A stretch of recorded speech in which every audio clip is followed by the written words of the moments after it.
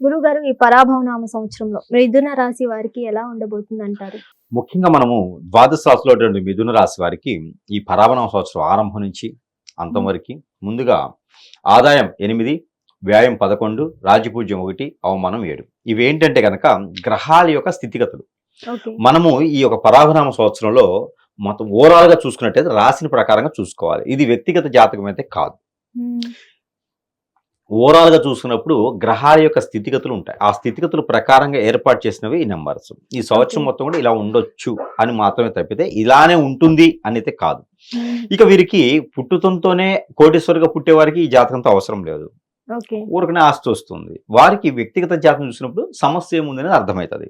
Okay. ఇది అందరిలోనూ వస్తుంది అనేది మాత్రం గ్రహించుకోకండి. హ్మ్. ముఖ్యంగా మిథున రాశి. హ్మ్. ఓవరాల్‌గా చూసుకున్నట్టయితే కనుక మిథున రాశి వారికి పరాభవనామ సంవత్సరంలో కొంతమేర బానే ఉండొచ్చు అని చెప్పొచ్చు. హ్మ్. పోయినటువంటి మాసాలన్నిట్లో కల్లా పోయినటువంటి సంవత్సరం అన్నట్టుగా ఉన్నారు. పరాభవనామ సంవత్సరం అంటే మార్చి 19 తారీఖు వచ్చేటువంటి పరాభవనామ సంవత్సరం తర్వాత వీరికి హ్మ్. మే పెళ్లిళ్లేటువంటి యోగ్యత.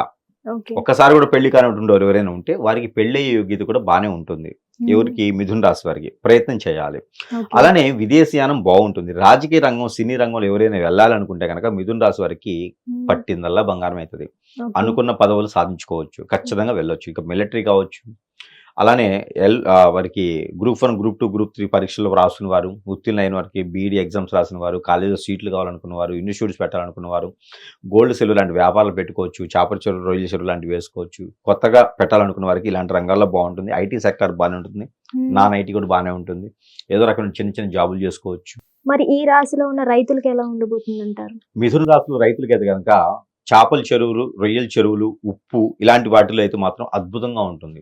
హ్మ్. అరటిపండు, సపోటా, మ్యాంగోస్ ఇలాంటి వాటిలో కూడా చాలా అద్భుతంగా ఉంటుంది కాబట్టి అలాంటి పంటలు వేసుకున్న వాళ్ళందరికి కూడా మిథున హ్మ్. రాశి వారు అయి ఉంటే గనక వారు దినదిన అభివృద్ధి ఎలా ఉంటుంది. పంట భూములు కూడా మంచి రేట్లు వస్తాయి వారికి. ఓకే. మంచి స్థానానికి వెళ్ళి అప్పులన్నీ కూడా తీర్చిపేసేసి బాగుంటది. వీరికున్న సెన్సిటివ్ తత్వానికి పరాభవనం అవసరం సరెక్ట్ అయినటువంటి సంవత్సరం అని చెప్పొచ్చు. హ్మ్. ఎన్నో రకాల మోసం చేయాలని వస్తా ఉంటారు. కొంచెం కాన్షియస్‌లో ఉండాలి. మనం జాగ్రత్తగా ఉండాలి. ఇక ఓకే. ఈ పరాభవన సంవత్సరం మొత్తం కూడా వీరికి ఎన్నో రంగాల్లో ఉంటుంటారు. మిథున రాశి వారైతే ఎన్నో రంగాల్లో ఉంటూ ఉంటారు. హ్మ్. ఇక పెళ్లి కావాలంటే మాత్రం సుబ్రహ్మణ్య స్వామికి అభిషేకం చేసుకోవాలి, అర్చన చేసుకోవాలి. ఇది 3 ఓకే. మాసాలకు ఒకసారి చేస్తే ఖచ్చితంగా పెళ్లవుతుంది. హ్మ్. అలానే ఎన్నో రంగాలు ఉన్నారు. బయటికి పడాలి అంటే గనక ఆ రంగంలో ఈ ఒక పరాభవన సంవత్సరంలో అన్ని రకాలుగా బయటికి రావాలి. అంతా బాగుండాలనుకుంటే నరదిష్టి నరఘోష కొంచెం ఎక్కువగా ఉంది వీరికి. అలానే హ్మ్. ప్రతినిత్యం కూడా వీరు ఒక అశ్వగంధ అని ఉంటది. ఓకే. అశ్వగంధ పౌడర్ ప్రతినిత్యం కూడా ఒక పావు టీ స్పూన్ నోట్లో వేసుకొని పాలు గాని, వాటర్ గాని తాగాలి. హాట్ వాటర్ గాని. హ్మ్. ఇలా శిలాజిత్ సిరప్ దొరుకుతది. అదైనా వీరు తీసుకుంటే చాలా అద్భుతంగా ఉంటుంది. ఇక హ్మ్. నరాలన్నీ కూడా వీరికి ఇబ్బంది లేకుండా ఈ సంవత్సరం మొత్తం కూడా వారికి ప్రాబ్లమ్ లేకుండా ఉంటుంది. ఎందుకంటే కేతు గ్రహానికి సంబంధించినటువంటి నరదిష్టి వీరికి ఎక్కువగా ఉంది. కుజుడికి సంబంధించిన నరదిష్టి ఎక్కువగా ఉంది. ఆ రెండిటికి సంబంధించింది అశ్వగంధ ఈ యొక్క లేహ్యాలు కావచ్చు. అలానే శిలాజిత్తు కావచ్చు. ఇవన్నీ కూడా వాటికి సంబంధించినటువంటి గ్రహాలకు సంబంధించినటువంటి స్థితిగతులు. అలానే హ్మ్. ప్రతిరోజు కూడా 2 ఇలాచీలు తింటూ ఉండాలి. లేదా ఓకే. 2 లవంగాలు తింటూ ఉండాలి. రాహు, కేతువులు ఇద్దరు కూడా శుక్రుడు కూడా వీరికి మంచి యోగ్యతగా ఉంటారు. హ్మ్. ఇలాంటి పరిహారాలు చేసుకుంటూ ఇక దేవుని అనుగ్రహం కూడా వీరికి కావాలి.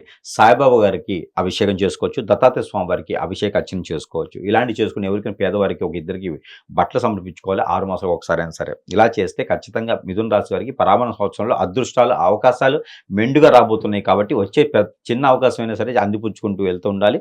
అప్పుడు వీరికి సంవత్సరం ఆరంభం నుంచి అంతం వరకు కూడా ఎలాంటి ఇబ్బందులు లేకుండా ముందుకెళ్ళేదానికైతే ఉంటుంది.